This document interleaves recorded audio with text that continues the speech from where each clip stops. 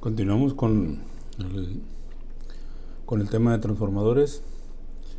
En el siguiente ejercicio nos piden determinar las impedancias del circuito equivalente de un transformador monofásico de 10 kVA, 480 volts en el primario y 120 volts en el secundario. De la prueba de circuito abierto en el lado secundario, o sea, en el lado de 120 volts, se tienen los siguientes datos en los instrumentos: el voltaje de circuito abierto de 120 volts, la corriente de circuito abierto de 1.6 amperes y la potencia de circuito abierto de 38 watts. Bien, aquí tenemos el transformador y los instrumentos: el wattmetro, el amperímetro, el voltímetro, ¿verdad? Y las puntas del secundario en circuito abierto. Ahora bien, de la prueba de cortocircuito en el lado primario, ¿verdad? O sea, en el lado de 480 volts, se tienen los siguientes datos: el voltaje de cortocircuito es a 10 volts, la corriente de cortocircuito es 10.6 amperes y la potencia de cortocircuito es de 25 watts. Los instrumentos se colocan de la misma manera, solo que el secundario se pone en cortocircuito, ¿verdad?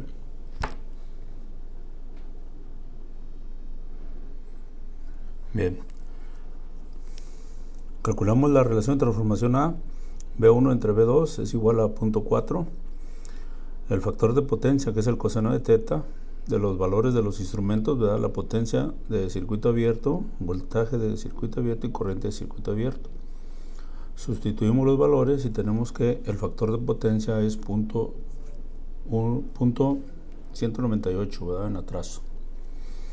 Ahora bien, para calcular la admitancia es la corriente de circuito abierto entre el voltaje de circuito abierto menos el coseno a la menos 1 del factor de potencia para obtener el ángulo, ¿verdad? Esta división, bueno, tenemos los valores de que la admitancia es de 0.0133, ángulo de menos 78.6 grados. En Mohs, este número polar pasamos a rectangular y tenemos que la admitancia, ¿verdad? Es la conductancia menos JB, que es la susceptancia. El inverso de la parte real nos da 38 ohms, que es la resistencia del núcleo RC. Y el inverso de la susceptancia nos da la reactancia de magnetización, que es de 76.5 ohms. Estos datos están en el secundario, ya que la prueba se hizo en el devanado de 120 volts. Para traérnoslos al primario, lo multiplicamos por la relación de transformación A cuadrada, ¿verdad? Que es 0.4. 0.4 por 38 nos da 15.2 ohms. Y para la reactancia de magnetización, 0.4 por 76.5 nos da 30.6 ohms. Eso sería lo que corresponde a cuadrada de RC, que es 15.2 ohms, la resistencia en el núcleo, y J, ¿verdad?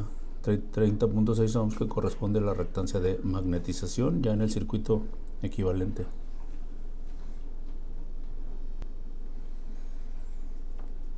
Por otro lado,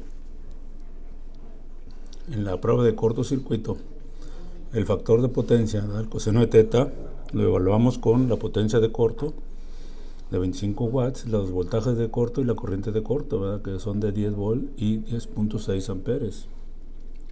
Ahora bien, el factor de potencia, que viene siendo 0.235 en atraso, corresponde a un ángulo de 76 grados. Esto es la impedancia, ¿verdad? Que es el voltaje de corto entre la corriente de corto, es de 0.94, ángulo de 76.4 ohms. Este sería en forma polar.